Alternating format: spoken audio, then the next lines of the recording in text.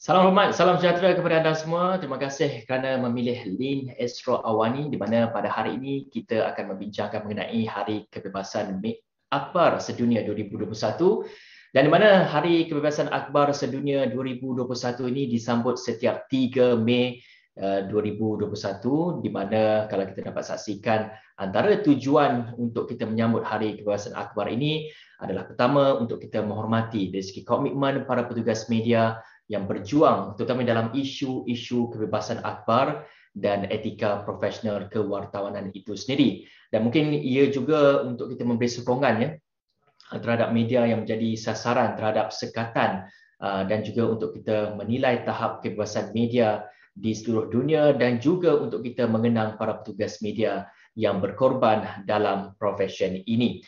Dan tema yang diangkat pada tahun ini adalah maklumat sebagai kebaikan awam dan seruan untuk menjaga kepentingan sumber maklumat, penerokaan dan pengeluaran kandungan berita dan memperkasakan keterusan bagi kita mengelakkan masyarakat mungkin ada daripada tercicir dan juga ke belakang ini. Dan kalau kita bercakap mengenai Hari Kebebasan Akbar bagi di negara kita, kita bercakap mengenai kebebasan media bagi negara kita, sudah semestinya tumpuan kita terarah kepada Indeks Kebebasan Media Dunia pada 2021 yang sebelum ini dikeluarkan oleh Reporters Without Borders di mana menunjukkan pada tahun 2021 ini Malaysia telah pun turun sebanyak 18 anak tangga dan pada ketika ini pada tahun ini kedudukan Malaysia bagi Indeks Kebebasan Media Dunia adalah pada tangga ke-119 berbanding pada tahun 2020 pada tangga ke-101. Dalam kejatuhan kepada tangga ini, bagaimana ia boleh jatuh sebanyak, mungkin saya katakan dapat besar jugalah, 18 anak tangga, satu angka yang begitu besar juga dari segi kejatuhan tangga kepada prestasi ataupun indeks kebebasan media dunia ini. Ketika ini kita berdepan dengan pelbagai isu-isu yang membelenggu negara kita, begitu juga dengan seluruh dunia, iaitu melibatkan isu kepada isu kesihatan, iaitu isu COVID-19 dan juga kita masih lagi melaksanakan dengan PKP dan sebagainya. Kedua, kita terkesan dengan isu ekonomi. Banyak syarikat yang gulung tikar dan juga kadar penganggurannya. Begitu juga dengan isu politik sejak pertukaran kerajaan sejak Mac 2020 yang lalu. Dan juga isu keselamatan, ketenteraman awam dan juga keharmonian. Mungkin sebelum ini ada laporan-laporan yang mendakwa ada pihak yang tidak menjaga sensitiviti kaum dan negara dan sebagainya. Dan susulan daripada isu-isu sebegini, maka wujudlah apa yang dikatakan sebagai infodemic. Dan infodemic ini kalau kita nak melihat juga kepada takrifan daripada WHO, ia merupakan lambakan informasi yang termasuk fakta-fakta yang tidak sahih dan juga tidak betul terutama di media baru ataupun kita panggil sebagai di media sosial pada ketika ini. Dan ada kalanya kesan kepada infodemic ini ia akan membuatkan orang panik dan boleh juga mempengaruhi dari segi persepsi orang dan juga boleh mempengaruhi dari segi keyakinan serta decision making bagi seseorang individu itu. Dan di sini juga media tradisional nampaknya memainkan peranan untuk membetulkan fakta dan apa yang di Astro Awani lakukan. Kami sediakan ruangan semak fakta di astroawani.com di mana anda boleh melayari untuk anda semak segala fakta-fakta yang tular sebelum ini. Untuk mendapatkan kesahihan anda boleh layari di laman web astroawani.com. Dan untuk webinar kita pada kali ini, diskusi kita akan bawakan dan kita akan ini antara persoalan-persoalan yang mungkin akan dijawab oleh panel-panel kita, iaitu dari segi cerminan sebenar kebebasan media di negara ini. Begitu juga adakah wujud kekangan dalam kalangan wartawan untuk melaporkan berita yang sahih, dan dari segi kebebasan dari sudut apa perlu kita tekankan dan mungkin apakah ada benar frasa the pen is mightier than the sword itu. Dan kita juga ingin melihat kepada isu-isu kebebasan media di negara kita, dan untuk itu tajuk webinar kita pada hari ini adalah kebebasan media hari ini untuk hari esok yang lebih cerah. Dan kita ada bagikan kepada dua blok sebenarnya.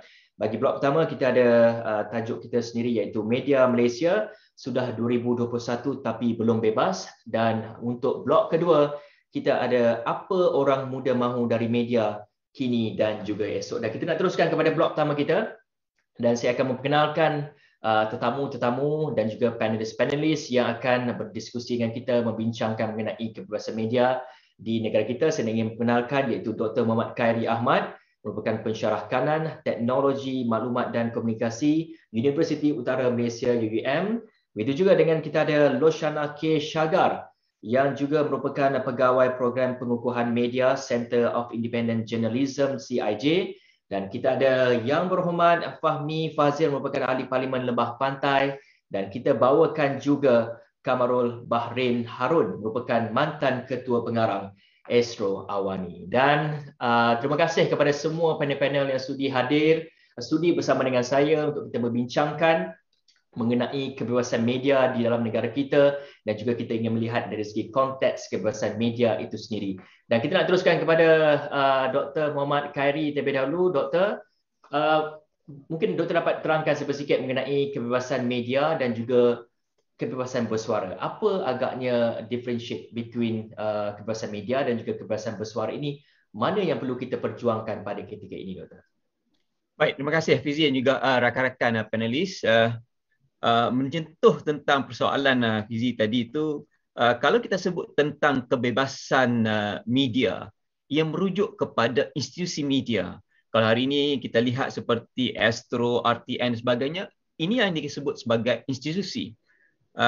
Manakala apabila kita sebut tentang kebebasan bersuara itu, ia merupakan satu hak asasi manusia yang perlu diberikan kepada setiap individu, ya. Jadi kalau secara mudahnya kebebasan media kita merujuk kepada institusi, manakala kebebasan bersuara itu merujuk kepada individu. Namun kedua-dua perkara ini merupakan tunjang yang penting dalam negara yang kita sebut sebagai negara berdemokrasi.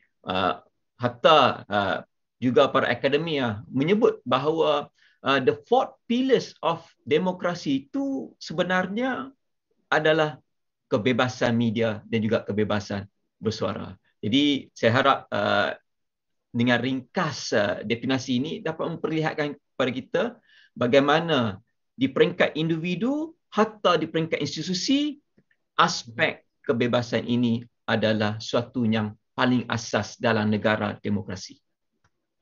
Doktor, untuk kita memahamkan sedikit mengenai kebebasan media ini sendiri, sebenarnya ramai orang di luar sana yang mungkin agak keliru dan juga mensalah tafsirkan antara kebebasan media dan juga kebebasan bersuara ini sendiri.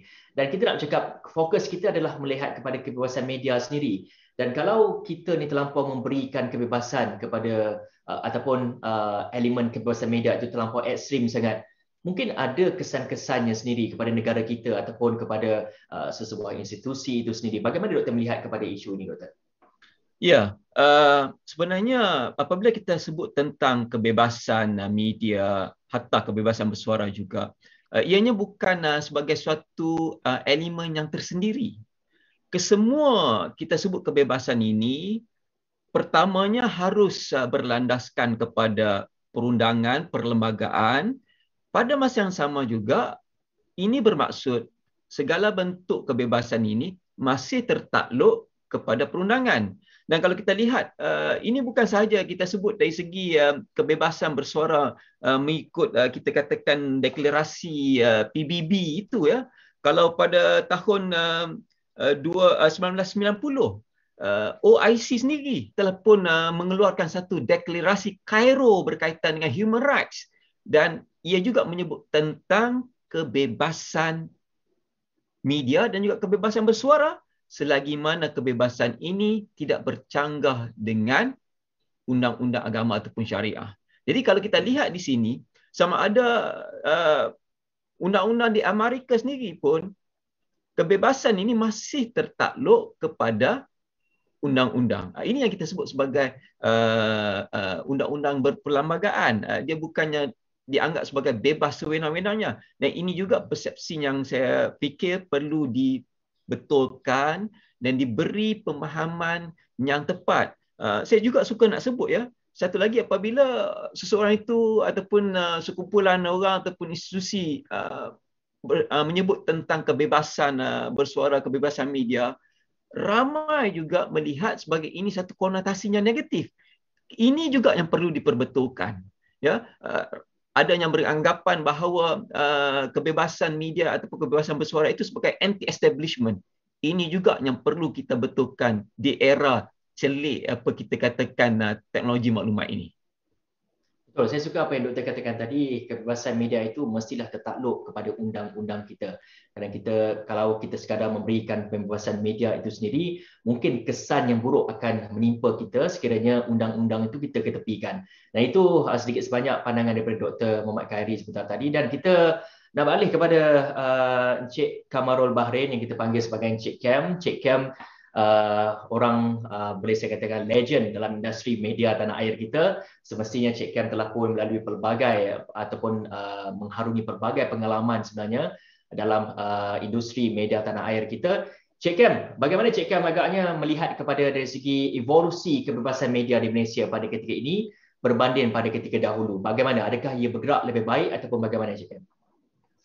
Sebelum saya menjurus pada soalan Fizi, lampau hilang rindu. Lama tak nampak Fizi dan rakan-rakan. Tengok logo Awani kat belakang tu, oh, terasa betul lah hari ini hari kebebasan untuk media. Tetapi kalau lihat kenyataan yang dikeluarkan oleh Ketua Pengarang Awani 2-3 hari lepas, terasa berbeza pula. Tak apa, saya bagi itu CIJ komen lah. Saya nak komen evolusi ini daripada satu perspektif ya. Saya nak pergi lain sikit daripada cendekiawan macam Dr. Muhammad Khairi. Dia masuk konteks ideologi dan juga konteks perletakan perlembagaan. Bagi saya dah melampaui tahap sama ada kalau kita ada kebebasan tu, kita bertanggungjawab atau tidak. Ini adalah kerjaya pilihan saya. Ini adalah misi pilihan saya. Ini adalah visi saya yang lahir di sawah padi di negeri paling kecil di antara komuniti paling terpinggir di negara ini. Dan jika anda lahir macam saya di tepi sawah padi Perlis, apakah harapan untuk suara anda diwakili di Putrajaya, di Kuala Lumpur dan di mana jua? Dan apabila saya sudah lebih 25 tahun dalam bidang ini, saya dapati ingatkan saya dah teruk dah, terpaksa jadi wartawan untuk mewakili suara-suara kerdil ini. Sabah dan Sarawak lagi teruk dari Perlis. Jadi, bagi saya, apa pun kita bincangkan tentang kebebasan media, kita secara sekaligus telah pun mempunyai integriti, telah pun mempunyai kebertanggungjawaban. Soalnya sekarang, kenapa aspek lain di negara kita dan di dunia dibebaskan lebih berbanding kebebasan media? Kalau definisi Dr. Muhammad Khairi tadi, termasuk dengan institusi internet, seperti the big tech ataupun teknologi dan syarikat teknologi besar delegasi seperti Google dan Facebook. Fizi betulkan saya kalau saya salah ya. Lebih 80% daripada kunjungan penonton ke Astro Awani bukannya datang daripada televisyen. Ianya datang daripada digital dan lebih majoriti daripada itu datang daripada platform-platform gergasi ini, media sosial. Jadi apa yang kita bincangkan tentang kebebasan media? Kerana bagi Awani, kandungannya sama, tetapi salurannya dikeluarkan melalui digital dan juga melalui televisyen. Jadi saya rasa, bagi saya nak lihat lebih luas dalam konsep itu. Dan sebelum saya pergi pada yang lain, cuma hujah ini satu pertama ya Hafizi. Hafizi beruntung kerana Hafizi masuk kepada media apabila tiba era teknologi maklumat, sekarang era revolusi perindustrian 4.0. Maksudnya di sini, teknologi sendiri telah melampaui sekatan manusia, telah melampaui sekatan undang-undang, telah menerobosi sepadan negara, telah pun menyelinap di sebalik apa pun yang ada dalam mana-mana dunia punya perlembagaan di negara mana pun, dan kita semua guna. Kita tak tunggu perlembagaan kita dikemas kini untuk nak gunakan media sosial contohnya.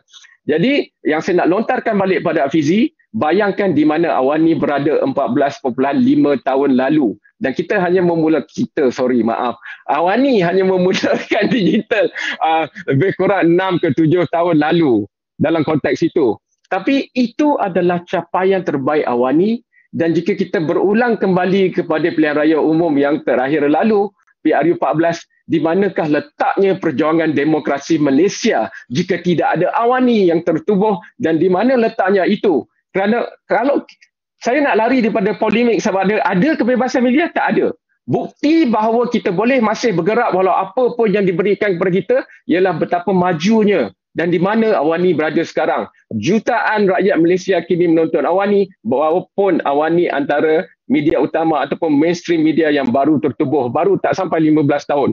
Dalam konteks itu saya menjawab evolusi. Evolusi yang ditanyakan oleh Hafizi itu logo kat belakang Hafizi, itulah Awani adalah bukti betapa evolusi media berada, tapi adakah cukup setakat itu?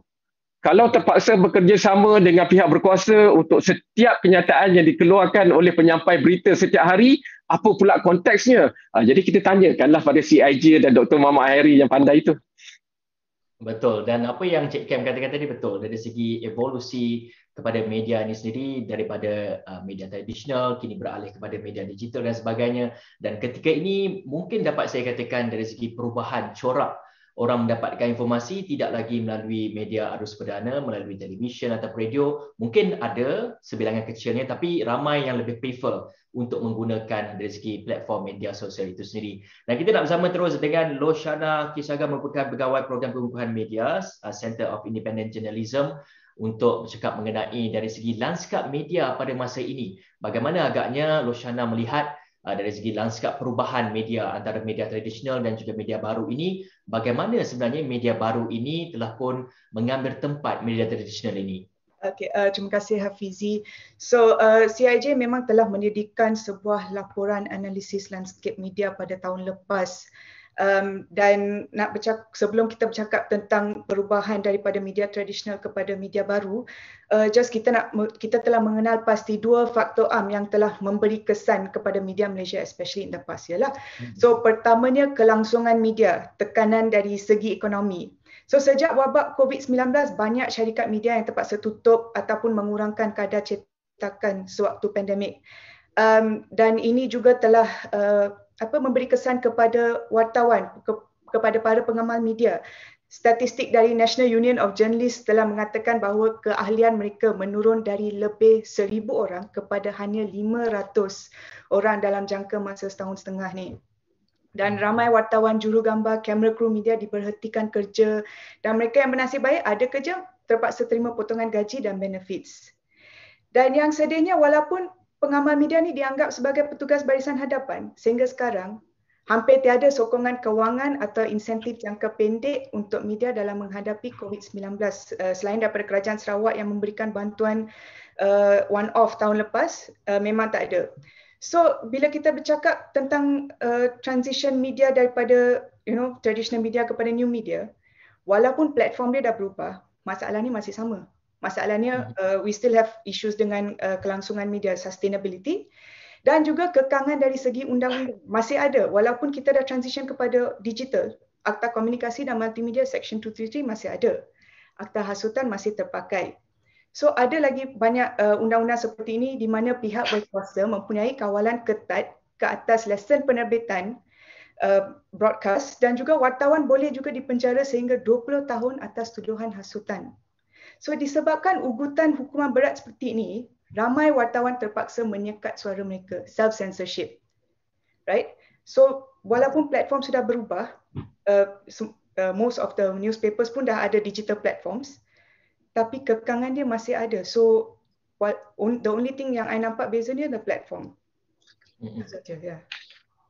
Betul, dan kita bercakap mengenai undang-undang, mungkin ada restriction sendiri, dan juga mungkin ada undang-undang yang boleh saya katakan menyekat media ini daripada menyampaikan berita dan sebagainya oleh pihak-pihak tertentu dan sebagainya. Dan kita nak terus tanya kepada YB Fahmi Fazil sendiri, merupakan ahli Parlimen Lembah Pantai, untuk kita bercakap mengenai dari sudut legislatifnya. Bagaimana agaknya di Parlimen itu sendiri, YB, mungkin ada gerakan ataupun movement yang dibawakan oleh ahli Parlimen sendiri, iaitu di Parlimen, untuk kita pastikan dari segi kebebasan informasi, iaitu merupakan juga simbol kepada demokrasi di negara kita ini, dapat dijayakan, YB. Ya, Assalamualaikum dan salam sejahtera. Selamat Hari Media Sedunia. Di Parlimen, semestinya saya sebagai seorang ahli Parlimen melihat antara perkara yang perlu direformasikan, dan saya agak kesal sewaktu Pakatan Harapan mentadbir tidak dilakukan. Banyak perkara yang menyentuh boleh kita katakan sebagai kerja-kerja untuk rakan-rakan media, dan antara yang paling jelas ya, kalau kita lihat sekarang ni, Akta Komunikasi dan Multimedia 1998, Akta Mesin Cetak dan Pelisenan contohnya, ya, ini antara yang sering digunakan. Akta Hasutan 1948 ya, juga digunakan. Dan bagi saya ini antara beberapa yang perlu diteliti untuk dimansuhkan. Dan malangnya dalam keadaan darurat sekarang ni yang jelas tidak mendatangkan apa-apa kesan kepada penularan wabak COVID-19, tak ada kesan langsung. Kita lihat kembalinya akta anti berita tidak benar dalam bentuk ordinan darurat. Dan bagi saya ini semua adalah satu keadaan ataupun satu suasana, satu climate yang tidak kondusif terhadap kebebasan media. Dan sebagai seorang demokrat, sebagai seorang ahli parlimen, bagi saya ini penting kerana media memainkan peranan untuk menyampaikan suara rakyat. Cuba bayangkan, ya, tak payahlah nak sebut otak letak di bahagian badan mana. Ya, kalau kita tengok, kalau media tidak mainkan peranan, kita tak akan dengar kisah tentang sama ada peniaga penjaja yang dikenakan kompaun 50,000 ataupun pelajar-pelajar universiti, ya, matrikulasi yang dikenakan kompaun 10,000, dan kita tidak akan lihat apa yang berlaku dalam negara kita pada hari ini, terutama dalam keadaan penularan wabak COVID-19. Jadi bagi saya sebagai seorang ahli parlimen, yang paling penting pada hari ini adalah pertama, parlimen perlu dipanggil bersidang semula. Kedua, undang-undang yang kita telah lama saksikan tidak membantu, malah membantut perkembangan positif media, harus dikaji semula, harus dipindah atau dimansuhkan. Ramai di kalangan ahli parlimen merasakan ialah mereka setuju, ya, dan ramai, ya, yang bagi saya tidak mungkin keberatan untuk meneliti semua. Mungkin ada yang bersikap hawkish ataupun mereka ingin adakan senjata-senjata politik ini untuk digunakan. Tapi setidak-tidaknya waktu Pakatan Harapan mentadbir, kita tidak lihat begitu ramai wartawan ataupun newscaster yang dipanggil menghadap untuk memberi penjelasan ataupun di soal siasat. Dan bagi saya ini hanya akan mengakibatkan dalam ranking tahun depan Malaysia akan terus merudum, dan ini bukan satu perkara yang baik untuk kita semua. Betul, saya suka apa yang YB katakan dari segi bagaimana agaknya cabaran dan juga kekangan yang kita hadapi pada masa kini, dan pelbagai sebenarnya restriction telah pun dikuatkuasakan terhadap wartawan-wartawan sebagai contohnya. Dan sebelum kita bercakap mengenai penguatkuasaan ini, semestinya kita perlu tahu juga, kita perlu teliti dari segi bagaimana sebenarnya seseorang pengguna itu perlu tahu untuk menggunakan sesuatu platform media sosial itu sendiri. Dan kalau doktor dapat terangkan sedikit mengenai bagaimana dari segi celik media dalam kalangan masyarakat pada ketika ini, dan apa sebenarnya yang harus mereka lakukan untuk kita pastikan tiada undang-undang yang akan dikenakan kepada mereka semua, doktor. Baik, terima kasih Fizi. Sebenarnya bila kita sebut tentang celik media, daripada kajian yang saya lakukan pada sekitar hujung tahun lepas, dapatannya cukup mengejutkan, ya. Dari data yang kita dapat, dikatakan sumber khususnya dalam kalangan belia ini mendapatkan maklumat adalah menerusi media sosial. 74% ya, rata-rata menggunakan media sosial. Hanya 26% menggunakan media konvensional, media massa yang kita pada hari ini. Tetapi apabila kita tanya dari segi maklumat yang dipercayai, maka jawapan yang diberikan adalah mereka berbalik kepada media konvensional seperti Astro, seperti Sinar. Ya, ini menunjukkan bahawa walaupun fenomena digital itu berlaku, tetapi dari segi celik media itu, masyarakat kita khususnya golongan belia ini, golongan muda ini, mereka kini mempunyai satu tahap, kita katakan, celik media yang di luar dugaan kita. Malah kalau kita lihat juga, ya, ditanya juga antara berita ataupun topik yang paling tidak dipercayai adalah berita-berita tentang politik sebanyak 71%. Ini menggambarkan kepada kita apa yang disebut oleh YB Fahmi, apa yang disebut oleh Cik Kem tadi dan juga Loshna, betul, iaitu dalam keadaan kita meraihkan ada kebebasan media sekurang-kurangnya dalam negara kita, tetapi sebenarnya rakyat mendambakan lebih dari itu. We are expecting more than that. Jadi saya suka sebut di sini ialah kita bukan sahaja memerlukan celik media dalam kalangan pengguna masyarakat, kita juga memerlukan celik media dalam kalangan penggubal undang-undang, mereka yang di pihak berkuasa, ya. Dan saya fikirkan bahawa undang-undang yang disebutkan tadi itu memang ada menyekat. Malah semasa Pakatan Harapan memerintah dahulu, ada cadangan pertamanya untuk kita menyemak semula undang-undang ini dan kita ketengahkan majlis media ataupun media council untuk beroperasi supaya lebih telus, lebih objektif berbanding daripada pihak berkuasa yang menjadi ataupun yang mengawal selia media ini. Itu yang pertama. Dan bila kita sebut tentang maklumat, saya cukup setuju, ya, seperti Cik Kam sebut, ya, YB sebut juga, ya, dan Rosna sebut tadi, bahawa ada kalanya sekatan ini bukan dari sudut undang-undang saja, tapi dari sudut birokrasi. Jadi saya melihat bahawa sudah tiba masanya perlu ada satu undang-undang di mana khususnya kepada rakan-rakan media supaya mereka boleh mendapatkan maklumat. Kita memerlukan suatu perundangan baru iaitu hak untuk mendapatkan maklumat. Ini akan dapat memberi satu, kita katakan, sinar ataupun senario ekosistem media yang lebih progresif, yang lebih sihat lagi. Itu pandangan saya, Fizi.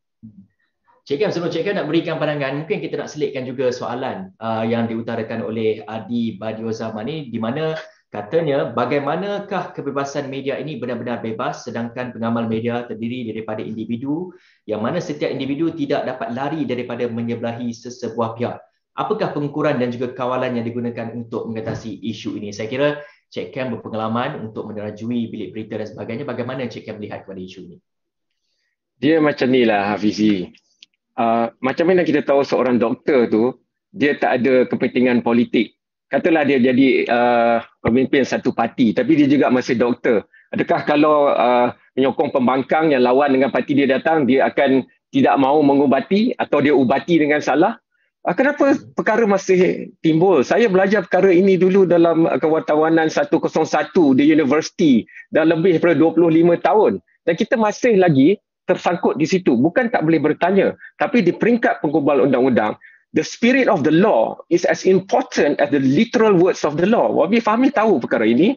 Kalau Wabi Fahmi tadi kesal, saya tragik lagi lah perasaan saya, Wabi Fahmi, kerana bila Pakatan Harapan naik, saya juga masih dipanggil untuk siasatan polis ketika saya jadi ketua pengarang. Saya hanya jadi moderator forum yang bercakap tentang ICET sahaja.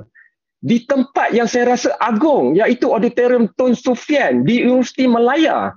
Tempat yang terkenal dengan hukum lunas undang-undang dipertegakkan.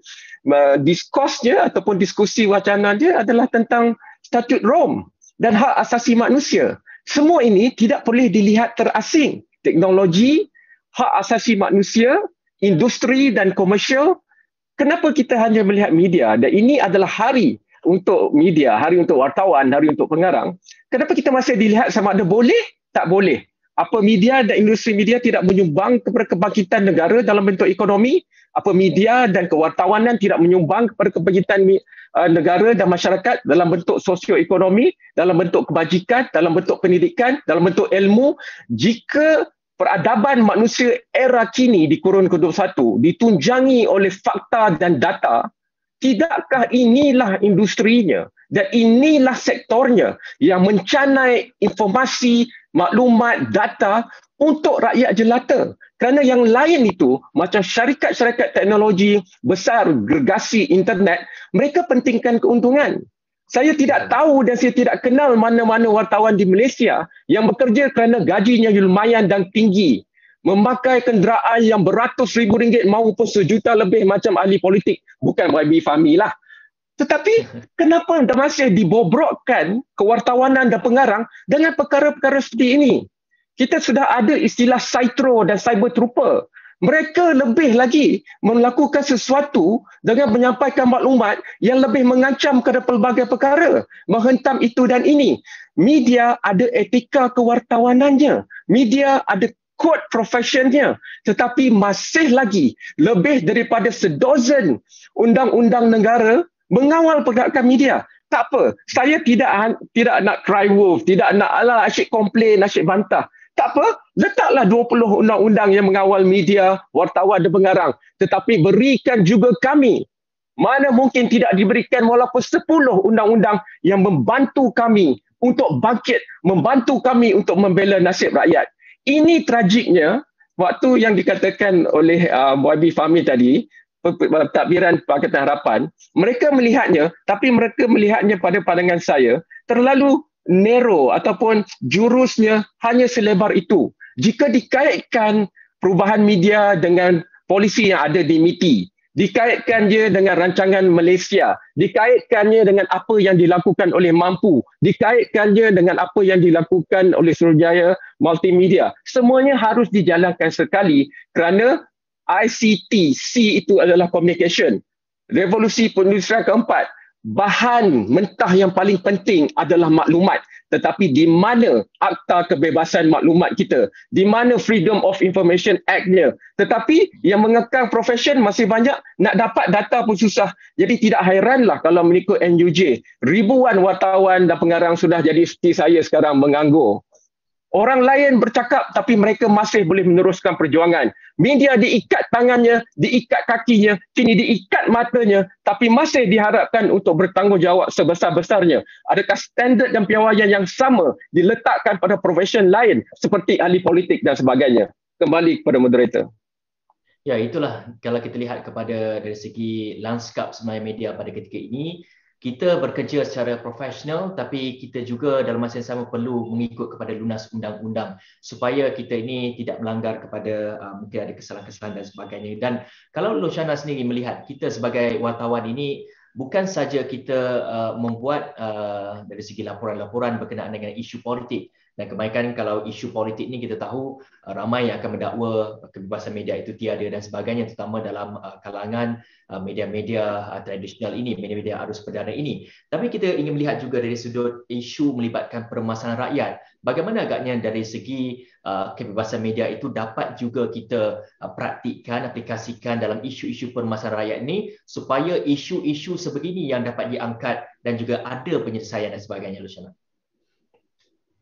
Okey, terima kasih Hafizi. So, kebebasan media sebenarnya adalah penting kerana media adalah penyumbang utama saluran komunikasi antara masyarakat. Dan apa-apa laporan yang diberikan media akan mempengaruhi pemahaman masyarakat tentang keadaan semasa. Like right now dengan COVID, mesti makluman laporan media yang orang menggunakan untuk memahami situasi semasa. Media yang akan set the tone and standards for public life. So, bila kita berbicara tentang peranan media, tugas media dan kebebasan media, kita harus melangkaui politik lah. Harus melangkaui coverage politik. So, kalau nak dicakapkan kan, that is probably the reason kenapa CIJ juga mengangkat penubuhan majlis media untuk menjadi sebuah badan kawal selia media yang bebas, self-regulatory. Dan ada dua peranan majlis media ni. Satu, untuk memantau dan membuat show kepada kerajaan berhubung undang-undang dan peraturan berkaitan media itu antara media dan kerajaan. Tapi ada sebuah lagi peranan iaitu media dan orang awam, media and the public, untuk bertindak sebagai tribunal untuk menyiasat aduan dari pihak awam berhubung mana-mana laporan yang disiarkan media. So, majlis media ni penting sebagai badan berkanun untuk mewujudkan satu suasana kerja di mana wartawan tiada rasa gusar atau takut yang untuk dikenakan tindakan undang-undang sewaktu menjalankan tugas. Tapi pada masa yang sama, majlis media menyediakan ruang kepada rakyat untuk mengadu jika mereka telah terkesan atau rasa tidak senang dengan sesuatu laporan atau polisi editorial mana-mana media yang beroperasi di Malaysia. Jadi pada pandangan saya, proses majlis media ni lebih elok daripada undang-undang sebab rakyat ada direct connection. Ada direct connection antara media dan orang awam dalam proses regulation tanpa pengaruh pihak berkuasa. So apa-apa keputusan yang dibuat oleh majlis media dan seterusnya diangkat oleh organisasi media di Malaysia yang lain akan mendapat kepercayaan rakyat kerana feedback dia direct dari rakyat, bukan dengan interference kerajaan. Itu saja. Baik, benar apa yang dikatakan oleh Ruchana sebentar tadi, dan kita nak pergi kepada YB sedikit YB kerana kita pun tiada masa, mungkin dalam 2 minit macam tu saja YB. Ini ada soalan daripada Fahmi Adli sendiri yang katanya, salam YB, jika kita lihat pada zaman kerajaan dahulu dan sekarang PN memerintah, jika media sekarang kerajaan itu akan dikenakan tindakan. Dan katanya sekiranya kerajaan PH di bawah Datuk Seri Anwar Ibrahim diberi mandat untuk mentadbir Malaysia, adakah media ini akan diberi kebebasan sepenuhnya atau ada juga campur tangan orang politik? Mungkin YB ada penjelasannya YB. Ya, kita kena lihat seperti yang rakan-rakan panelis sebutkan tadi, media mainkan peranan penting dalam konteks suasana ataupun environment yang perlukan satu reformasi yang agak meluas. Jadi di situ bagi saya semestinya media akan mainkan peranan yang lebih besar, lebih penting. Isu yang dibangkitkan Cik Kem tadi sangat benar berkait dengan freedom of information. Malah salah satu masalah paling besar yang kita hadapi sekarang dalam berhadapan dengan penularan wabak COVID-19 ialah ketiadaan data, contohnya data mobility, pergerakan yang terkandung dalam MySejahtera. Ahli-ahli parlimen tidak mempunyai akses, media tidak mempunyai akses. Adakah kita boleh bertanya sejak darurat dilaksana, apakah kesan sebenar terhadap kes-kes COVID? Kita, perkara asas seperti itu perlu dibolehkan disoal oleh rakan-rakan media. Maka saya percaya dalam pentadbiran Pakatan Harapan yang sepatutnya berlaku, dan saya kesal Cik Kem dipanggil, tapi waktu itu tengoklah siapa menteri dalam negerinya. Apapun ke depan, bagi saya dalam sebuah pentadbiran Pakatan Harapan, media perlu memainkan peranan yang lebih bebas, yang lebih bertanggungjawab. Dan saya pun faham pada ketika media menghadapi cabaran tentang isu ekonomi, kemandirian media itu sendiri mainkan peranan. Dan harapan saya boleh mencerminkan denyut nadi rakyat yang sebenar, bukan yang direkayasa ataupun diolah untuk mencipta ataupun mewujudkan satu persetujuan di kalangan elit politik. Itu bahaya, ya. Ada yang tegur sebelum ni, saya rasa Awani ke yang ada petik, I think so, ya, ada petik, tapi yang dipetik tu kawan-kawan sendiri, ada orang lah dia buat dalam Twitter, kan. Jadi maksudnya media mainkan peranan yang penting, tapi sebagai pembaca, sebagai pengamat media, maksud kita mengamati hasil media ni, kita juga perlu menjadi lebih celik, ya, kepada tugas dan fungsi media, dan juga sebagai pembaca kita perlu menilai sendiri, ya, dan membuat keputusan sendiri. Itu yang bagi saya yang paling penting. Baik, itulah sedikit kita dapat memperincikan dari segi bagaimana lanskap media pada ketika ini dan juga cabaran-cabaran yang dihadapi oleh petugas-petugas media. Begitu juga dengan antara sekatan-sekatan juga cabaran untuk media, untuk kami di pihak media ini untuk menyampaikan sesuatu berita itu dengan sahih dan benar. Mungkin ada sekatan-sekatannya sendiri. Sedikit sebanyak telah pun memperjelaskan mengenai isu-isu ini, dan saya ingin mengucapkan terima kasih kepada kesemua panel kita, iaitu Dr. Muhammad Khairi Ahmad dan juga Loshana K. Shagar, YB Fahmi Fazil dan juga Encik Kem atas perkongsian sebentar tadi. Dan selepas ini kita nak lihat juga bagaimana dari segi suara anak-anak muda, apakah harapan mereka terhadap kebebasan media di Malaysia ini. Tapi kita akan berehat dulu seketika dan kita nak dengar dulu dari segi harapan dan juga pandangan mahasiswa di universiti berkenaan dengan kebebasan media ini. I believe everyone has the right to freedom of expression. We have the right to express and give opinions through any choices of media. Moreover, media freedom is vital as most people are relying upon the media to receive information, spread awareness, and gain more understanding on certain issues or crises that arises, such as COVID-19. Therefore, we have to give the media to disseminate the information freely, sharing ideas or opinions without frontiers. For you to freely write anything without having to pick sides anywhere, as if like you have to pick one government thing side on, is to tell the truth to everybody without hiding anything. Rakyat juga perlulah dididik supaya menggunakan kebebasan media yang ada pada hari ini dengan sebaiknya. Dan juga kita dinasihatkan tidak menyebarkan berita palsu, tidak menyebarkan fitnah, tidak menyebarkan adu domba sehingga mampu mencetuskan ketegangan dan juga salah faham dalam kalangan masyarakat kita. Media is very important to uphold our democracy in our country. So I believe it is very important that our media is independent and can be transparent to our society. Kebebasan media adalah suatu perkara yang sangat penting kepada sebuah negara yang mengamalkan corak pemerintahan demokrasi. Tetapi ia bukan bermakna kebebasan media ini adalah satu tempat untuk kita menyebarkan berita palsu ataupun tempat untuk kita bertelagah di antara satu sama lain. Tapi kita jadikan kebebasan media ini adalah suatu platform untuk memberi peluang kepada setiap individu untuk menyatakan apa-apa pandangan daripada mereka. And I believe that media has an important role for maintaining peace and harmony in Malaysia and should only be used to convey the truth and only truth and should not partake in any activities that promotes hate and also polarizing the rakyat. Kebebasan media adalah sangat wajar dilakukan di negara kita kerana ini dapat memberikan pihak media untuk melakukan berita-berita yang sahih dan tidak berusulkan penipuan demi menjaga nama sesebuah pihak. Dengan itu kita akan melahirkan masyarakat yang sangat peka terhadap isu-isu semasa terutamanya golongan anak muda dan menerima sudut pandangan yang berbeza mengikut keperluan seseorang. Dengan wujudnya kebebasan media ini kita dapat membina kewartawanan yang benar dan jujur yang bakal menginspirasikan rakyat Malaysia.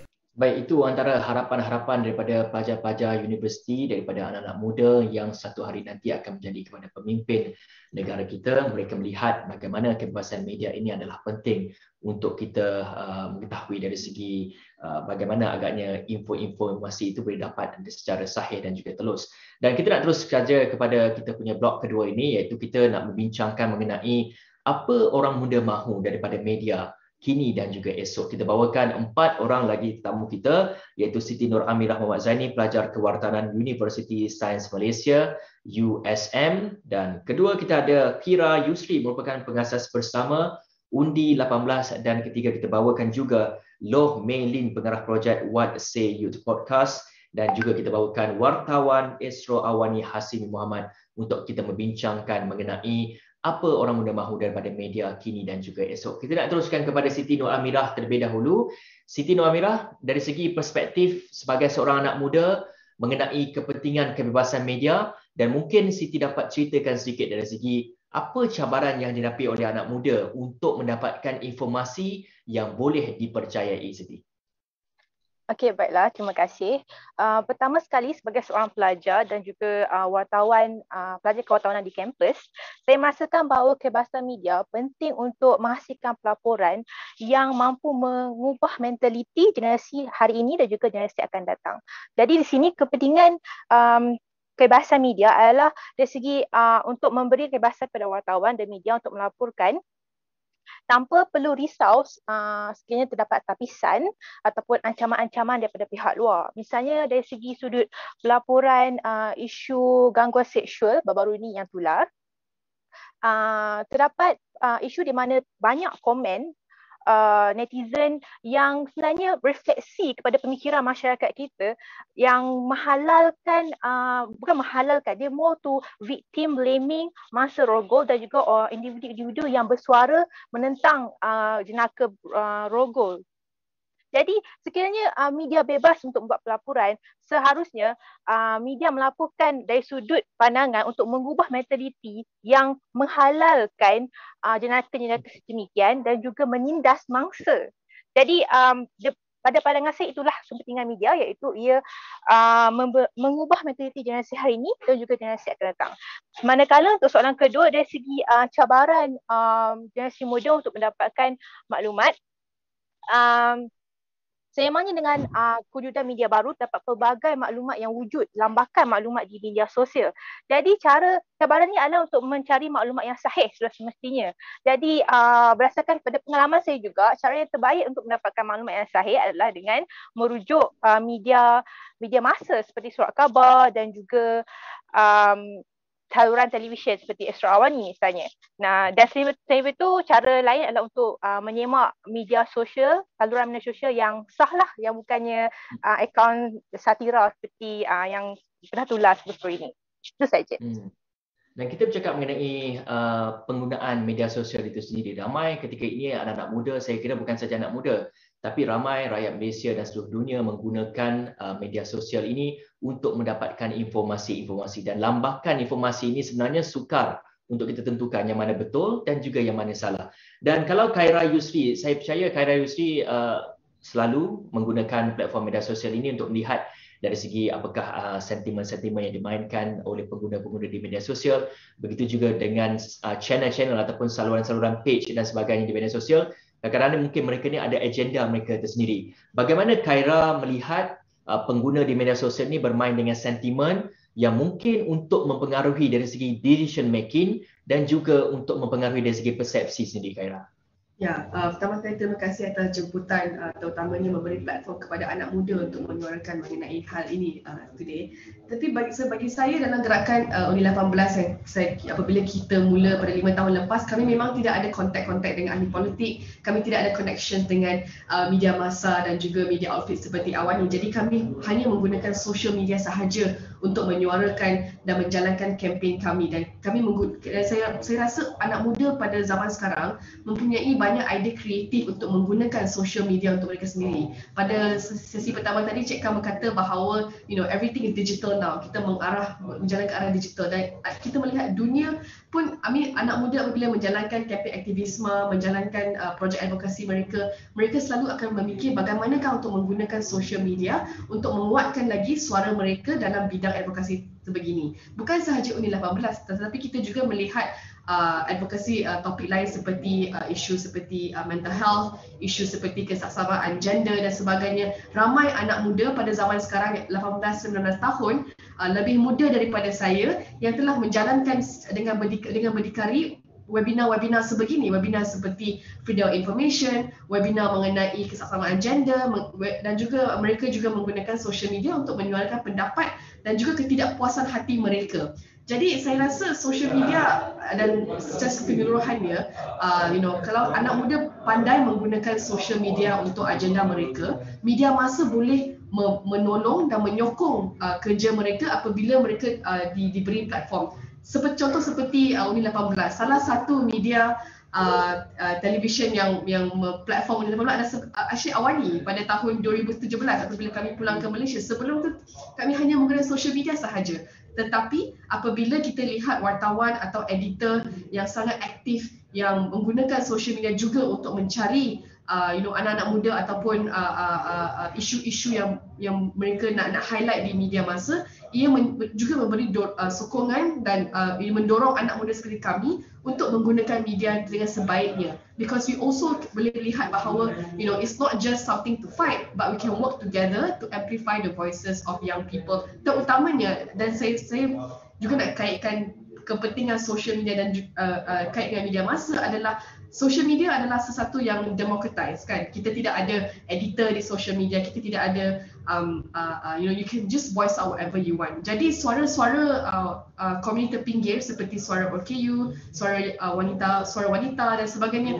lebih senang diviralkan di social media kerana ia agak democratized. Jadi bagaimana, soalannya adalah bagaimana media massa boleh masuk dan juga menolong suara-suara daripada komuniti pinggir ini untuk di-amplify di media massa juga supaya ia tidak menjadi echo chamber di social media. So that's my short presentation lah. Tapi saya rasa pada hari kebebasan akhbar pada hari ini, kita juga amat penting untuk mengingatkan bahawa bagaimana media massa dan juga anak muda boleh bekerjasama untuk push for more perbincangan progresif dan juga diskurs di serata Malaysia. Sebab kalau social media kita akan melihat hanya budak-budak urban saja yang berbicara, tetapi dengan media massa kita boleh membesarkan perbincangan ini. Betul, dan kalau kita lihat juga kepada manfaat apabila kita menggunakan sosial media ini, ia ni lebih mass, lebih besar dari segi audiens dan sebagainya. Dan pastinya manfaat daripada sosial media ini perlu kita gunakan untuk kita gerakkan sesuatu movement ataupun satu gerakan untuk pihak atasan ataupun di pihak kerajaan sebagai contohnya dapat mendengar apakah isi hati kita dan sebagainya. Dan saya nak tanya kepada Loh Mei Lin sendiri, iaitu Loh Mei Lin merupakan pengarah projek What Say Youth di podcast, dan semestinya banyak anak-anak muda menyuarakan mengenai pendapat mereka dan juga idea-idea mereka. Bagaimana sebenarnya Loh melihat dari segi tanggungjawab anak muda ini sebenarnya dalam kita ingin mempromosikan kepada kebebasan media ni? Apa agaknya inisiatif-inisiatif yang dilakukan oleh Loh sendiri? Terima kasih. Pada pandangan saya rasa kebebasan media tidak terangkum dalam lingkungan politik sahaja. Tetapi kebebasan adalah sangat berkait rapat dengan kehidupan kita. Kerana media dia bukan terhad kepada pengamal media sahaja, tetapi kita semua merupakan antara pengguna media untuk menerima berita dan juga informasi. Jadi saya telah menjalankan satu inisiatif, iaitu melancarkan satu podcast yang bernama What Say Youth, dan apa yang kita mahu buat ialah mula dari menggalakkan kesedaran tentang kepentingan mengenai kepelbagaian perspektif dan pendirian, serta berapa pentingnya tentang peredaran maklumat secara bebas dan telus tanpa gangguan ataupun campur tangan untuk mengikat ataupun menapis maklumat tersebut. Jadi dengan kesedaran tersebut, kita tidak akan hanya menerima apa-apa yang diterima, tapi kita akan fikir dan cuba bincang dengan orang di sekitar untuk tentang maklumat yang kita yang menerima. Jadi kita boleh mempunyai satu gambaran yang agak besar ataupun lebih seluruh dan lengkap, dan bukannya hanya dari satu perspektif sahaja. Jadi dengan inisiatif What Say Youth podcast ini, dia boleh dijadikan sebagai satu jambatan untuk menghubungkan suara orang muda dan juga pengamal media untuk mendapat pandangan yang lebih mendalam dan juga profesional. Jadi kita akan cari isu sosial dan bincang isu sosial tersebut seperti budaya keyboard warrior dan juga victim blaming behavior. Jadi kami akan mengemukakan soalan yang ada pada orang muda dan cuba meminta nasihat ataupun pandangan dari media profesional. Tapi masalah tersebut bukan satu hari boleh selesai. And what we are trying to do is we try to do the things within our own capability and push the boundary a little bit forwards. Yeah, that is all for me. Ya, itu kita melihat kepada dari segi sudut media sosial itu sendiri, bagaimana sebenarnya anak-anak muda ni banyak suara-suara mereka ataupun banyak idea-idea mereka yang ingin dilontarkan, dan mereka ini kebanyakan menggunakan media-media sosial ini. Dan bercakap mengenai wujudnya media baru ini, semestinya ia menjadi satu cabaran buat para wartawan dan juga buat pengamal media sendiri, media arus perdana sebagai contohnya. Ada kalanya kadang-kadang di media sosial ini terlalu lambakan informasi, terlalu lambakan fakta-fakta yang ada benar dan juga tiada benarnya. Dan semestinya menjadi tugas kepada wartawan di arus perdana ini untuk kita menyemak fakta itu, kita mendapatkan dari segi pihak berkuasa, pihak yang ada authority untuk bercakap mengenai suatu isu itu. Dan saya nak tanya kepada Hasimi, dari segi penugasan Hasimi sendiri, apa agaknya dari segi cabaran dan juga rintangan kita sebagai pengamal media ni untuk memastikan kita ni memberikan informasi yang sahih dan juga yang betul kepada masyarakat semua? Dari segi penugasan, bagaimana Hasimi? Inilah teknologi kan. Okay, so basically kalau bercakap balik kepada soalan Hafizi itu, kita di sini saya lebih kepada pengalaman untuk kita berkongsi bagaimana seronoknya menjadi wartawan dan juga bagaimana kita melihat kepada cabaran-cabaran ketika era ini.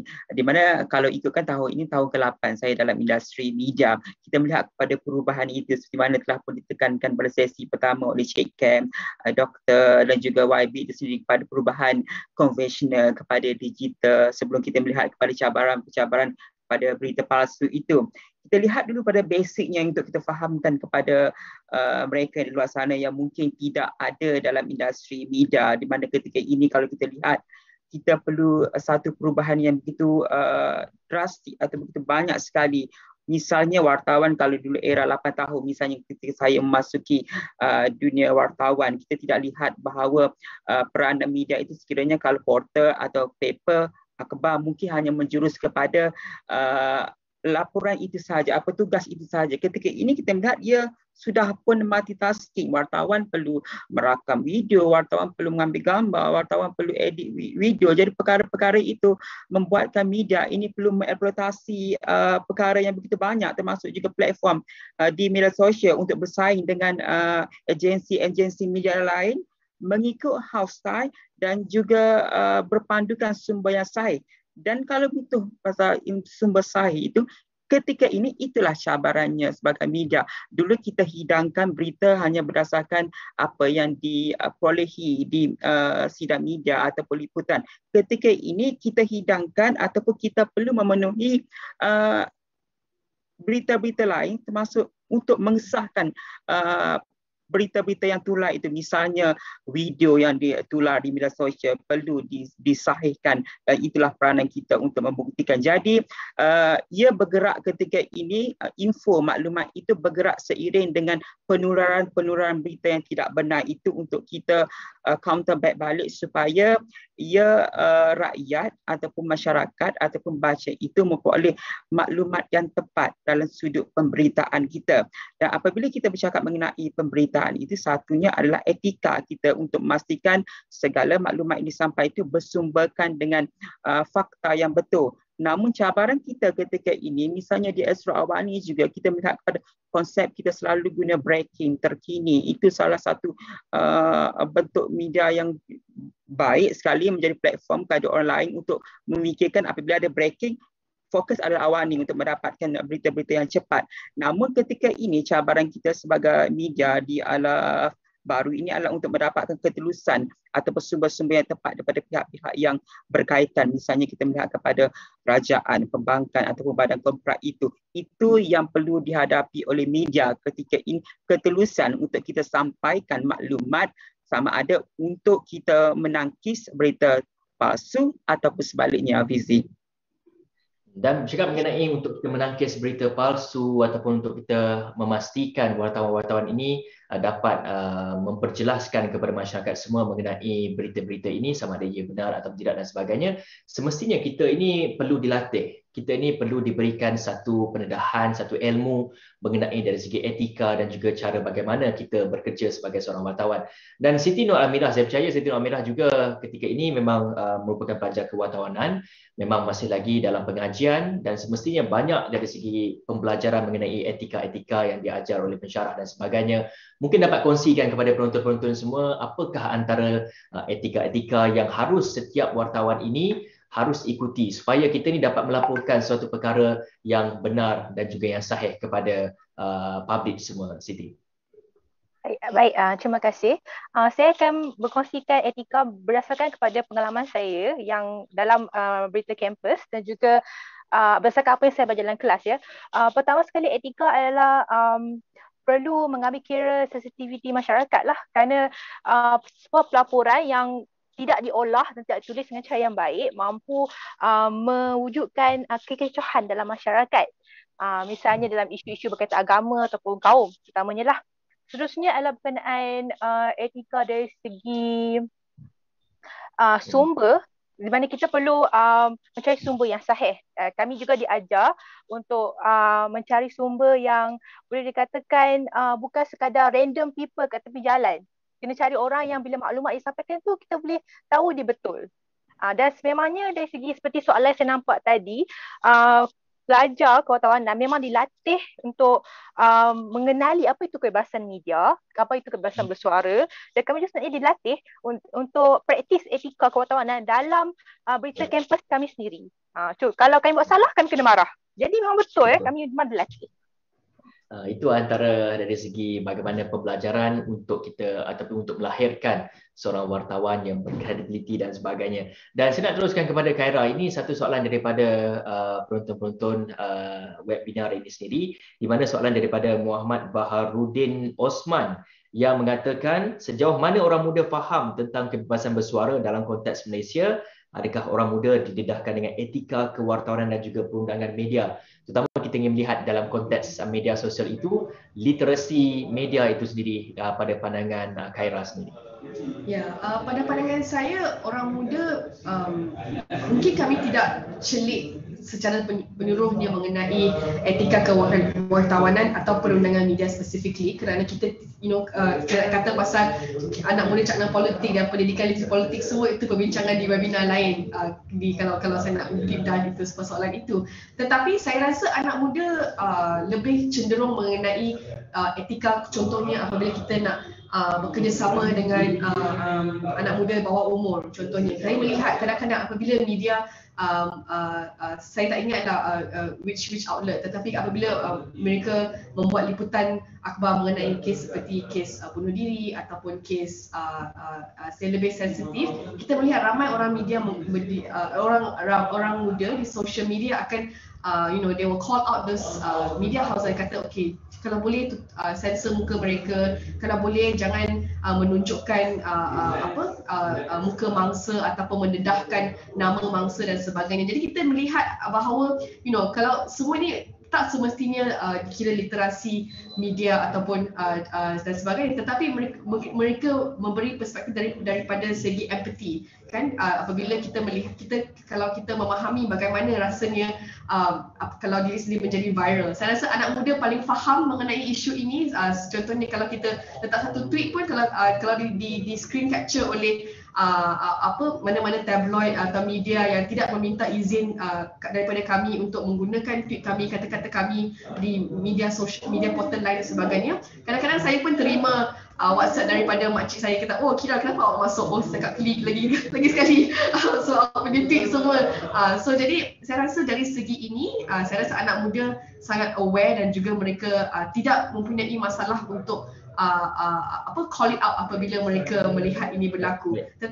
So that's just a quick one. Okay, baik, itu sedikit mengenai dari segi media literasi yang kita tahu kita ni merupakan pengguna media sosial, semestinya perlu ada tanggungjawab kepada kita untuk kita pastikan apa yang kita tulis, apa yang kita type dan sebagainya tidak menyakiti hati orang lain dan juga tidak menyebarkan fitnah dan sebagainya. Bagi Loh sendiri bagaimana?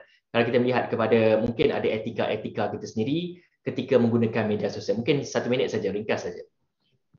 Saya rasa orang muda sekarang mereka bombard and surround by instant news. Jadi mereka akan share dengan sangat cepat untuk share sahaja. Jadi saya rasa adalah sangat penting sebelum kamu share satu news, perlu memastikan berita tersebut adalah sahih dan benar sebelum kamu share untuk mengelakkan kamu mengedarkan itu berita yang palsu.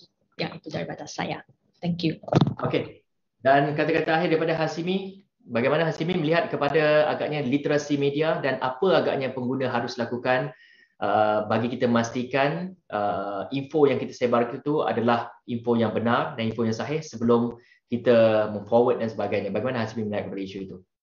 Sekarang Hafizi, kalau kita melihat ramai orang untuk cepat-cepat menyebarkan maklumat, tak kira di media sosial, semuanya cepat menjalankan ataupun berkongsi maklumat itu tanpa melihat kepada ia benar ataupun tidak. Di Astro Awani kita nak tekankan bahawa kita sentiasa mementingkan fakta, yang mana kita juga ada satu inisiatif semak fakta, khususnya ketika ini berkaitan dengan penularan COVID, PKP dan sebagainya. Perkara-perkara itu menimbulkan kebimbangan orang ramai. Jadi kalau kita lihat perkara ini, tidak semua orang, kalau kita tahu bahawa mereka tidak suka apabila dikritik mengenai satu perkara, apabila kita mengatakan itu adalah salah dan kita menegur mereka tidak setuju kepada itu.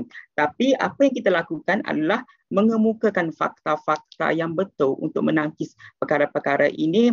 Dan seperti mana saya tekankan, suka untuk kita melihat bahawa wartawan ini adalah peranannya untuk memastikan bahawa kita ini menjalankan kerja secara profesional. Walaupun kita ketika ini kita mahukan kebebasan media itu, kebebasan bersuara, namun ia perlu ada landasan-landasan yang perlu digunakan untuk mengelakkan bahawa netizen meniru cara yang tidak betul, Hafizi. Dan kita juga suka untuk saya menceritakan kepada anda semua di Astro Awani, di mana kami ada semak ruangan, kami ada di satu ruangan sebenarnya, iaitu semak fakta, di mana anda boleh dapatkan fakta-fakta yang sahih, fakta-fakta yang sebelum ini mungkin viral, jadi kami dapatkan kupasan daripada autoriti, daripada pihak yang berkuasa, daripada pihak yang mempunyai autoriti untuk bercakap mengenai isu itu, dan kami dapatkannya, kami rangkumkan dalam satu ruangan di Sembang Fakta di astroawani.com. Terima kasih kepada semua panel-panel kita daripada blok pertama tadi sehinggalah blok kedua kita menceritakan mengenai kebebasan media hari ini untuk esok yang lebih cerah. Banyak kita berdiskusi mengenai keadaan semasa media pada ketika ini dan juga apakah cabaran-cabaran yang dihadapi oleh media. Begitu juga dengan sekatan-sekatan yang dikenakan kepada media sendiri. Berikutan mungkin ada undang-undang yang mungkin dilihat membelakangi dari segi kebebasan media untuk bersuara dan sebagainya. Dan untuk itu, terima kasih sekali lagi kepada semua kerana sudi menonton ataupun sudi mengikuti kami di webinar pada hari ini. Dan terima kasih sekali lagi. Assalamualaikum dan salam hormat kepada semuanya.